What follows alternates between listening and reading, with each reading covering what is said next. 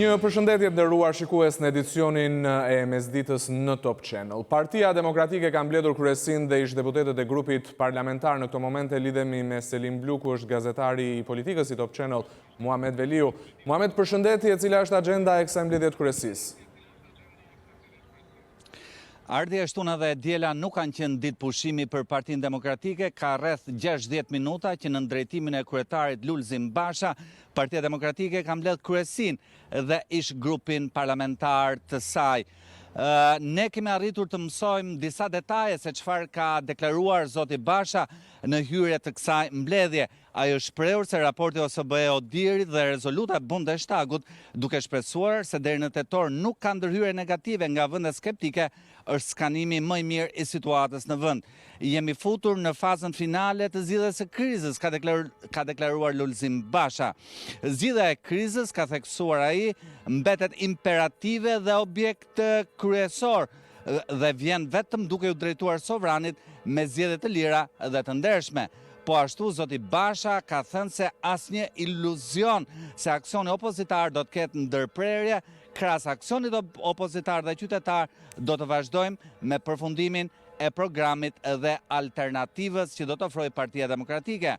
Po ashtu, zoti Basha ka theksuar se përgatitja e Partisë Demokratike për zgjedhje të parakohshme parlamentare dhe zgjedhje vendore duhet të mbahen në një ditë. E gjithë partia, jo vetëm forumet, duhet të zbresin në terren dhe të nisin përgatitjet dhe kontaktin me qytetarët për zgjidhjen e kësaj krize, ka deklaruar Lulzim Basha gjatë kësaj mbledhje. Muhamet, le ndalemi pak edhe të analizojmë një tjetër mbledhje atë të kolegjit kryetarëve zhvilluar një ditë më parë. Çfarë solli kjo mbledhje? Porosit ardhi kanë qenë të njëjta si në mbledhjen e sotme të kryesisë. Në mbledhjen e kolegjit të kryetarëve, zoti Basha është ndalur në 4 çështje. Ai ka kërkuar fillimin e përgatitjeve elektorale për një aksion politik të Partisë Demokratike, po ashtu ka kërkuar ngritjen e shtabit qendror elektoral politik në mënyrë piramidale në të gjithë vendin, sikurse dhe hapjen e partisë me njerëz me integritet profesional dhe moral. Për sa i përket protestave, zoti Basha ka deklaruar se protestat, forma dhe formati pritet të diskutohen në një kohë të dytë. Të falenderoj për informacionet e drejt për drejtat, nderuar shikues, ishim me gazetarin e Top Channel Muhamet Veliu, drejt për drejt nga Selia Blu këtu në kryeqytet.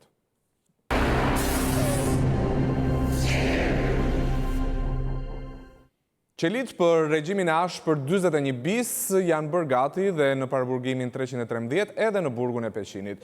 Një grup institucionesh po verifikojnë ende informacionet mbi disa të dënuar dhe të paraburgosur të dyshuar se vazhdojnë të bajnë kontakte jashtë qelis, edhe që për këtë shkak penalizohen nga ligji super burgosjes, një dokument ky që u aplikua edhe për mafiozët në Itali. Drejtori i përgjithshëm i burgjeve thot për Top Channel se përveç kushteve të forta të sigurisë, edhe policët që do të ruajnë burgosurit e 41 bis po trajnohen enkas.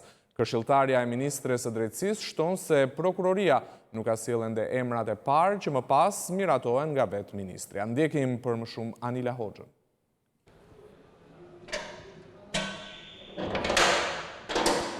Kjo është zhurma e një dere burgu, por as të sigurisë lartë dhe as të sigurisë ullët. Është zhurma e një burgu të regjimit të ashpër 41 bis, që shumë personazhe të njohur të botës së krimit do shpresojnë ta dëgjojnë që hapet, teksa ata po vuajnë superburgosjen.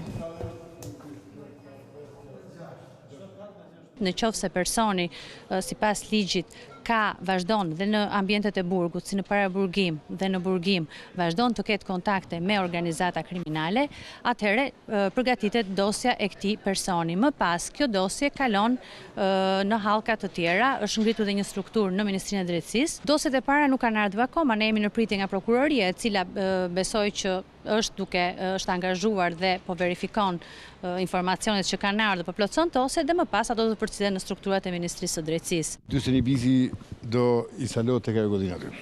Ato janë bërë të përshtatshme, kryer investimi është gjithçka gati për 41 bis. Siç shifet, kjo është hyrja kryesore, ky është kanali, ndërsa godina dallohet që drejtarët janë me grila. Po zbloku këtu për çfarë është? Është për të kontrolluar proceset gjatë ajrosjes. Kjo është bokset e ajrimit. Mund të bëhet ajrimi bashkë me individ tjerë? Një 41 bis me një tjetër 41 bis? Jo, do jetë i posaçëm, do jetë i veçantë. Një individ? Një individ. Dhe ndërkohë, kjo është për gjithçka? Filmohet? Dhe e kufizuar në kohë. Natyrisht filmohet. Ka kamera, filmohet çdo lëvizje, çdo moment i tyre. Policët janë më të veçantë se tjerë në aspektin e trajnimit edhe në aspektin e instruktimit për të zbatuar rregulla shumë strikte. Gjithçka është menduar me detaje për aplikimin e regjimit të ashpër 41 bis. Madje edhe pasqyra nuk është prej qelçi. Ndaj atij që do të aplikohet regjimi i ashpër 41 bis, ka masa të forta sigurie. Ai madje do të jetë izoluar nga gjithçka. Në dhomë nuk do ketë as frigorifer, as televizor, përveç një krevati dhe një tavoline të montuar. Qielli sigurisht do të jetë pamundur të shikohet jo vetëm për shkak të kafazëve tradicional në bugje, por dhe për shkak të grilës së hekurt. Është çështje sa të dhëna ka, për të dhëna të siguruar që këta ndërveprojnë, koordinojnë me bandën, ushtrojnë ndikim, kanë konflikte ose ka rrezik që mund të vazhdojnë konflikte me banda rivale ose ushtarët e tyre. Pra, kjo është çështje të provuar i dhëna, prandaj janë institucionet që është Policia e Shtetit, Shërbimi Informativ, edhe Drejtoria e Burgëve natyrisht. Prova e të dhënat të cilat kalkulohen dhe vlerësohen nga prokurori, i cili bën, e thot ligji tekstualisht, bën propozimin e arsyetuar për tek ministri i drejtësisë. A duhet të jenë veçanërisht të dy institucione akoma më aktive në mënyrë që 41 bisi të nisë sa më shpejt nga aplikimi? Nuk janë aktive, nuk kam asnjë perceptim ose konsiderat që nuk janë aktive, përkundazi. Kanë sjellë informacion të me thënës? Është çështje që drejtohet nga prokurori. Ne, si drejtori i burgjeve, kemi çuar të dhënat dhe informacionet tona. Një njësi speciale e policisë e quajtur Enfas do të shërbej për kapjen e të kërkuarve nga policia dhe drejtësia. Bëhet fjalë për një trup shumë të stërvitur që ka në dorë një listë me 50 emra. Andi Bora. Shqipëria së fundi ka krijuar një njësi speciale e cila do të merret vetëm me ndalimin dhe arrestimin e personave të shpallur në kërkim kombëtar dhe ndërkombëtar. Kjo njësi pritet që së shpejti të bashkohet rrjetit Enfas, e cila është ombrellë e njësive speciale të disa vendeve europiane. Aktualisht është përgatitur një listë me 50 persona që janë në kërkim. Që do jetë përgjithësi e pikërisht e kësaj njësie për të identifikuar dhe arrestuar këto persona, qofshin të shpallur në kërkim ndërkombëtar apo kombëtar. Do të ketë një përditësim të vazhdueshëm të listës apo lista pra nga personat e përfshirë në listë do të gjurmohen, lokalizohen dhe arrestohen. Përfshirja e specialëve në rrjetin Enfas i venditon mundësinë e bashkëpunimit me njësitë e vendeve kur Shqipëria nuk ka akses. Dhe ato duhet punojnë për llogaritë të kësaj skuadre të Shqipërisë si për llogaritë të vendit tyre që ato përfaqësojnë. Çdo vit, në fund vitit, çdo vend antar ka të drejtën të prezantojë paktën 2 persona më të kërkuar në vendin e tyre dhe shpërndahet në formë kartoline në gjithë Europën dhe ftohen qytetarë të ndryshëm që të bashkëpunojnë kundrejt edhe shpërblimeve përkatëse. Specialet e policisë do të funksionojnë në bazë të 2 komponenteve, asaj të inteligjencës që punon në zyra, të cilët grumbullojnë dhe shkëmbejnë informacione me vendet partnere, si dhe komponenti operativ. Për të bërë të mundur ndalimin, neutralizimin e çdo rreziku të mundshëm apo konfrontimi kundër reagimi dhe arrestimi dhe dorëzimi përpara drejtësisë të personave subjekt i punës së skuadrës speciale. Sezoni turistik në Sarand po përfundon, por ndërkohë që edhe punonjësit e shumë sezonal që shkuan atje gjatë muajve të verës po largohen. Në Sarand, gjatë muajve të verës, pjesa më e madhe e hoteleve, restoranteve dhe njësive që u shërbejnë të huajve, kryesisht kanë punonjës që janë nga qytetet e tjera të vendit. Por le të lidhemi në këto momente me gazetaren Kristi Gongo, e cila është në Sarand. Përshëndetje Kristi, plazhi duket se po vijon në Sarand, po ashtu dhe turistët. A ka të dhëna sa është numri punonjësve që shkojnë çdo vit atje për t'i shërbyer turistëve? Të përshëndes Ardi nga Saranda, në fakt dhënat e fundit referuar të punësuarve, jo vetëm sezonal, por edhe vendas, janë ato të vitit 2017, referuar Institutit të Statistikave, ku kanë qenë rreth 58.000 të punësuar, që do të thotë një i punësuar kujdesej për rreth 88 vizitor, qoftë ata të huaj, por edhe vendas. Pra këto janë të dhënat e fundit, shifrat nga zyrtare nga Instituti i Statistikave, turistikave, por pritet që të llogariten më tej për të punësuarit sezonal të vitit 2018 si dhe sezonit turistik 2019. Ndërkohë shohim që pushuesit vazhdojnë pushimet edhe pse është ende po mbyllet shtatori.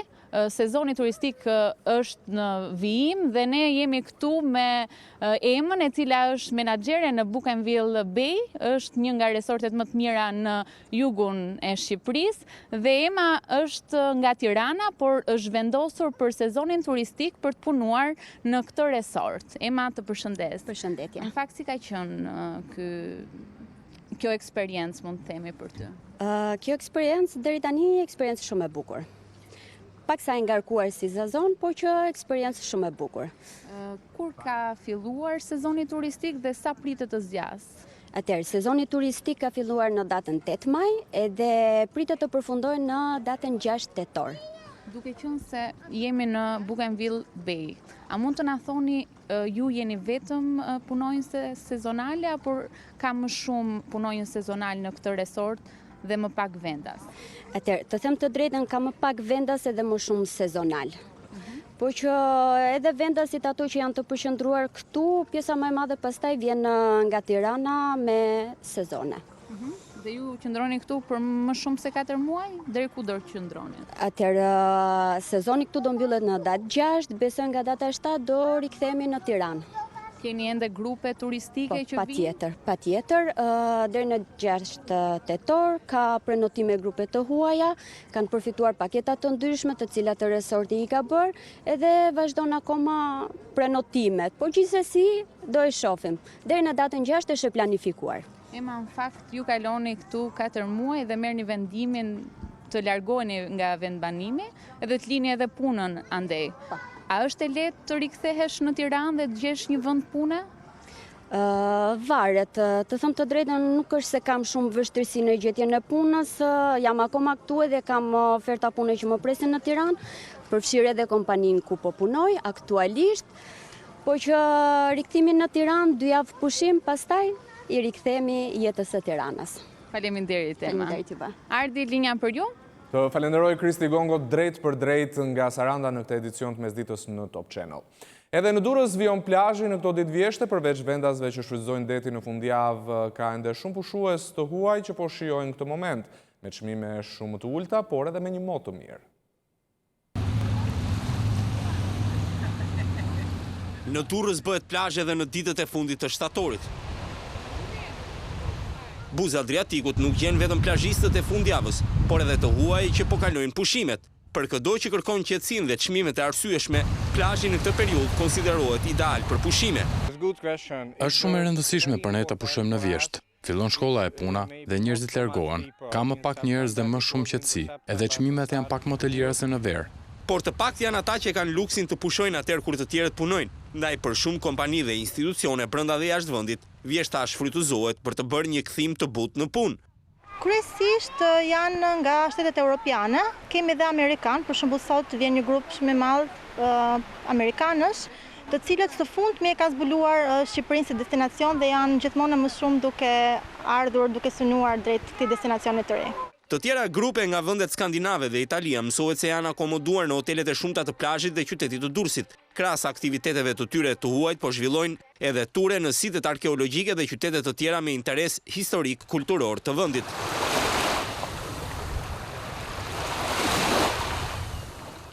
Lezhë ka disa zona që mund të jenë destinacion turistik, por në gjithë qytetin dhe në zonat arkeologjike mungojnë guidat si dhe zyrat e informimit.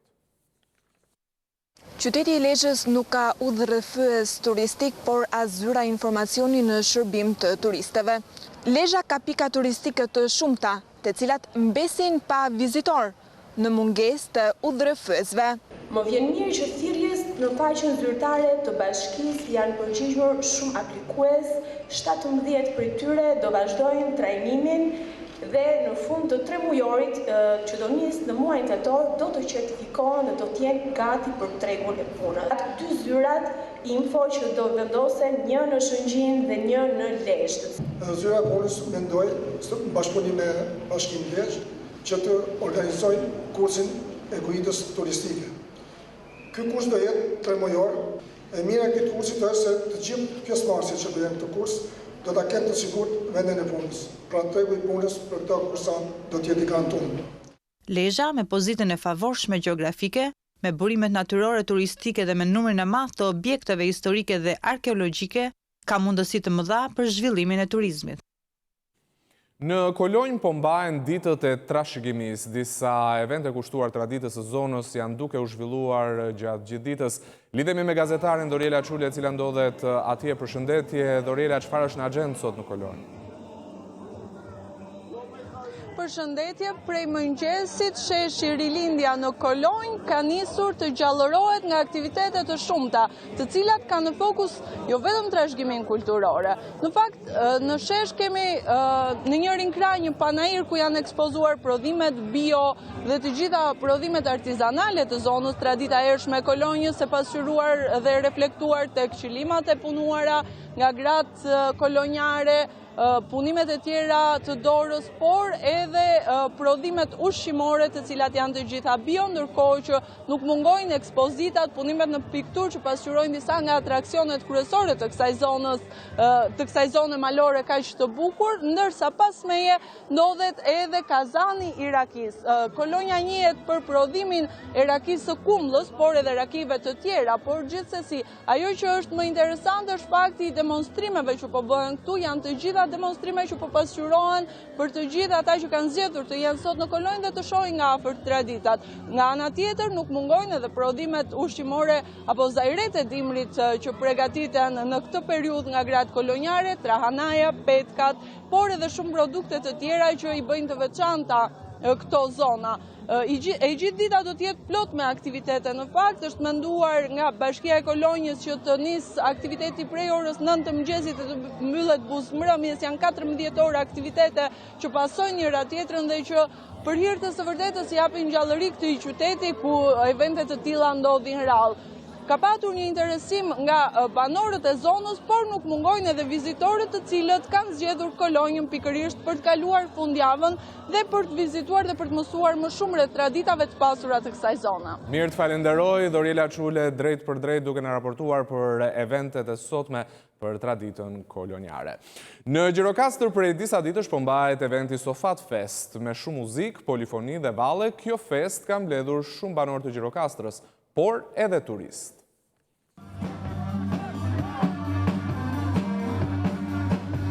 Sofat Fest solli në fshatin Asim Zeneli në Gjirokastër për herë të parë magjinë e tingujve të një performance muzikore komplekse. Oficina Zoi nga Italia dhe Fanfara Tirana e Ysnizelës mbajtën peshë mbrëmjen dhe natën në fshatin e vogël 15 minuta larg Gjirokastrës. Grupi polifonik i Antigones, grupi Lungjeris, i Tepelenës, grupe muzikore nga qyteti e mbajtën gjallë festën dedikuar sharmit të jetës rurale deri afër zbardhjes së ditës. Eno Hilaj, administratori njësisë, tha se ngjarja përcolli pozitivitet dhe një atmosferë të pazakontë në fshat.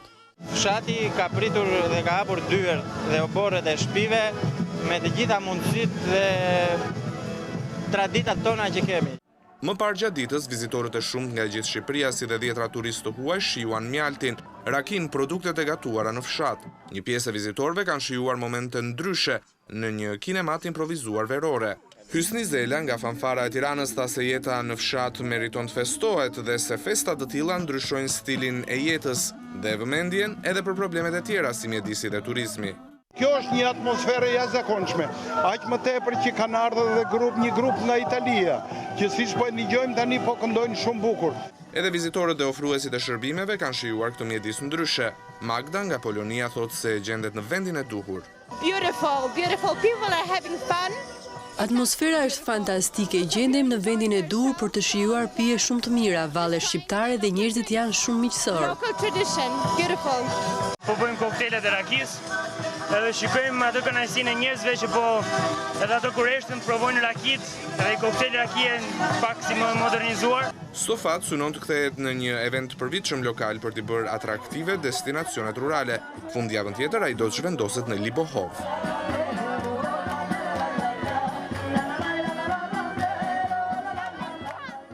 Në Korçë vijojnë aktivitetet pothuajse të përditshme. Pazari i qytetit është kthyer në qendër e këtyre aktiviteteve. Atje është hapur muzeu i stilit Etno Vibe inspiruar nga veshjet tradicionale korçare.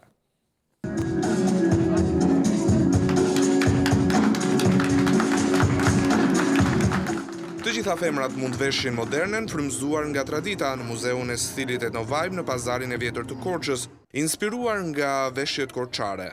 Fundjavat janë gjithmonë të veçanta në Korçën e traditave të bukura. Pazari i vjetër të Shtunën është kthyer në një pasarel gjigante.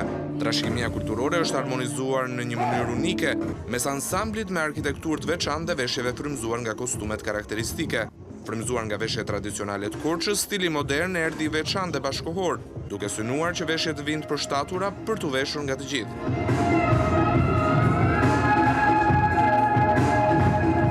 Në Etno Vibe sillim nga tradicionale kontemporane. Zgjojmë dëshirën për të qenë ato që jemi, për të kuptuar identitetin dhe rënjën. Mua më erdhi ftesa për të qenë një nga stilistët pjesëmarrëse dhe nuk ka lumturi më të madhe, sepse unë gjithmonë në krijimtarinë time mundohem të përçoj vlerën. Mësova një koleksion duke inspiruar nga veshjet tradicionale korçare dhe ishte diçka, domethënë, mbetës, thua, ishte një emocion i paparë. Me emocionet e Etno Vibe të muzeut të stilit, fashion, art, muzik, fest, erdhe në një event të vetëm. Nëse je pranë një vendi ngjarjeje, nëse je pranë një aksidenti, nëse sheh abuzim pushteti ose personi që shkel ligjin, ti raporto në Top Channel. Mund të dërgoni imazhe me pamje filmike në Viber dhe WhatsApp në numrin e newsroomit ton 069 31 31 311. Ti raporton. Lajmi, tani je ti. Rreth orës 8:40 ditës sotme në autostradën Levante-Pelena afërsitë të fshatit Buzmadh, mjeti tip Hyundai me drejtues një 25 vjeçar nga Burreli ka humbur kontrollin dhe ka dalë nga rruga. Për pasojë ka ndruar jetë një pasagjer, një 27 vjeçar nga Burreli, si të ndodhet në kujdesin e mjekëve në spitalin rajonal. Pasagjerja tjetër, një 21 vjeçare, që udhtonte me ta. Vajza është dërguar me urgjencë në spital dhe është jashtë rrezikut për jetën. Ajo ka vetëm disa shembje të parrezikshme, ndërkohë që ka nisur hetimi nga policia për arsyet e këtij aksidenti. Dyshohet se shpejtësia e madhe në një zonë ku lëvizja është e limituar ka qenë shkaku i aksidentit. Ata që zgjedhin të pushojnë në parkun kombëtar të Dajtit paguajnë për të hyrë në këtë zonë të mbrojtur. Por ndotja mjedisore atje është e lartë dhe Agjencia e Mbrojtjes Mjedisit që varet nga Ministria e Turizmit nuk ka as staf dhe nuk bën asnjë pastrim të zonës. Ndjekim Rutina Muço. Ndodhem në parkun kombëtar të Dajtit. Për të hyrë në këtë park, si fillim pajisësh tek trau me një biletë të tillë. Kjo pagesë në parim duhet të shërbejë për të mirëmbajtur këtë park. Në Dajt çdo ditë ngjiten mijëra persona, por siç e shikoni, ndotja mjedisore është e lartë. Agjencia e cila varet nga Ministria e Mjedisit nuk ka as staf për të bërë pastrimin e kësaj zone, e kësaj bukurie natyrore. Kemi ardhur nga Tirana bashkë me familjen, fëmijët lozin, edhe ne u kënaqëm. Çfarë mendoni për këto plerat që janë vërtet mbeturime? Plerat dhe ne nuk na pëlqejnë kur e pam fillimisht. Këta që organizojnë këtu drejkat të gjëra, ti mbledhin të pastrojnë. Ju kur hyt në park morë edhe një bilet, 50 lekë të reja. E dini që ajo bilet shërben për të mirëmbajtur? Jo, nuk e dinim. Personi që po merr këto lekë është përgjegjës për mirëmbajtjen e parkut, atëherë edhe ata duhet të kujdesen për vendin edhe për pastërtinë. Po kënaqesh? Po. Po mendon se duhet rregulluar ndonjë gjë këtu? Po, plerat. Po. Ka shumë plera? Po. Gjithmonë me turistët mua nuk ushqojnë. Kur hyre këtu në Dajt, morë edhe një bilet me një pagesë 50 lekë të reja. E dini që të ardhurat e saj shkojnë për mirëmbajtjen e këtij parku? Atë se ku shkojnë pastaj nuk e di, po të vinë një që ta pastronte ambientin këtu, po ndoshta ajo nuk shkon atje ke vendi vet.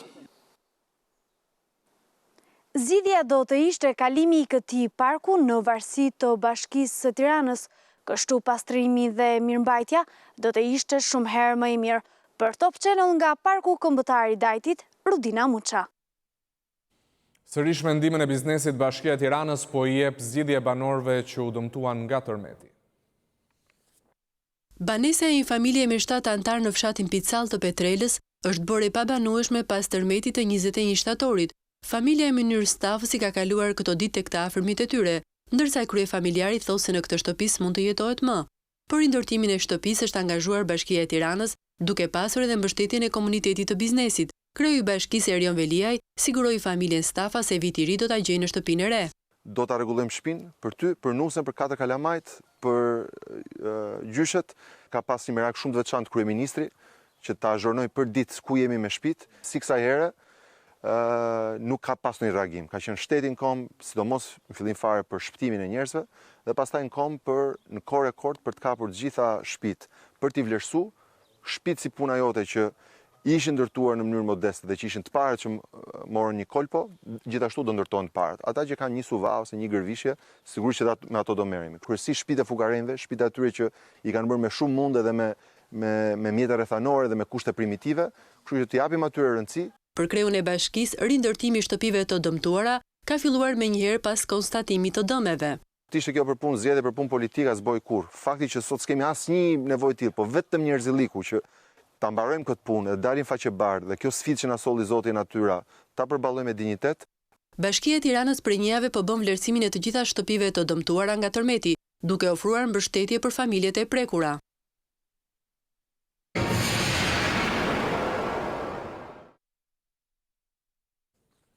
Austria zhvillon sot zgjedhje dhe kancelari Cruz kryeson sondazhet. Në Austri po mbahen zgjedhjet e jashtëzakonshme pasi në maj koalicioni qeverisës u rrëzua për shkak të publikimit të një skandali korrupsioni. Sondazhet sugjerojnë se Partia Popullore e ish kancelarit Sebastian Kurz do të dalë para në këtë zgjedhje, por do t'i duhet të bëjë koalicion me ndonjë parti tjetër. Partia Socialdemokrate, Partia për Lirinë e Ekstremit të Djathtë, të Gjelbrit dhe Liberalët po ashtu në këtë zgjedhje. Qendrat e votimit u hapën në të gjithë vendin në ora 7 dhe votimet pritet të mbyllen në orën 17. Zgjedhjet në Austri vijnë pas publikimit të një regjistrimi video, ku shfaqej i zëvendës kancelari Heinz Christian Strache, duke i ofruar kontratë qeveritare një gruaje, që thoshte se ishte investitore nga Rusia në këmbim të donacione politike. Strache më pas dha dorëheqjen dhe pranoi se sjellja e tij ishte e papërgjegjshme. Sebastian Kurz përpara zgjedhjeve nuk ka bërë asnjë premtim për koalicion. Në qarqet e tij thuhet se bashkëpunimi me FPO-n është shumë i vështirë për të pasi është personalisht i zgënjur, por krijimi i një koalicioni tjetër është po ashtu po aq i vështirë. Një rifreskim i aleancës shumë vjeçare OVP me SPO-n nuk e do asnjë palë, por një mazhorancë me të Gjelbrit, që Sebastian Kurz mund ta dëshironte, nuk do të mjaftonte. Me ndoshta një rezultat prej 8%-sh, ambientalistët janë shumë të dobët. Kurz madje ka pranuar se mund të arrihet edhe tek një qeveri e drejtuar nga socialdemokratët, nëse partitë e vogla të Gjelbrit, Partia Liberale, Neos, Lista Pils dhe SPO shtojnë votat në këtë zgjedhje.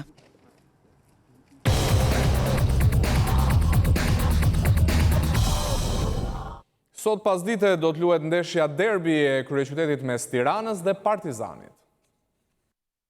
E djela futbollistike ka rezervuar derbin e kryeqytetit mes Tiranës dhe Partizanit. Në Selman Stërmasi do të vjen përballë dy ekipet më legjendare të futbollit shqiptar. Në fushën e lojës do të zbresin plot 40 tituj kampion të Shqipërisë që kanë fituar këto dy ekipe në historinë e tyre. Në këtë sezon duket se derbi gjen më mirë Tiranën se sa Partizanin. Tirana nuk e ndjen shihen e fitoris në derbin e kryeqytetit prej 5 vitesh dhe për Bardhë Blu të shkoaj që të thyejnë këtë tabu, që duket se është kthyer në një obsesion për ta. Skuadra e Ardian Memës, ndryshe nga sezoni i kaluar, vjen në këtë sfidë në një formë shumë të mirë. Në 5 javët e para Tirana ka grumbulluar 10 pikë me një bilanc 3 fitore, një barazim dhe një humbje. Disfatën e vetme Tirana e pësoi javën e kaluar ndaj Kuksit dhe sfida me të kuqt është idealja për këtë skuadër për ta harruar atë. Partizani nga ana e tij, që është kampion i vendit, nuk është në momentin e tij më të mirë dhe qëndrimi i trajnerit Lerda duket se është në pikë pyetje. Partizani në 5 javë ka grumbulluar 7 pikë dhe rrezikon që të humbas akoma më shumë terren nëse nuk siguron suksesin në këtë ndeshje derbi.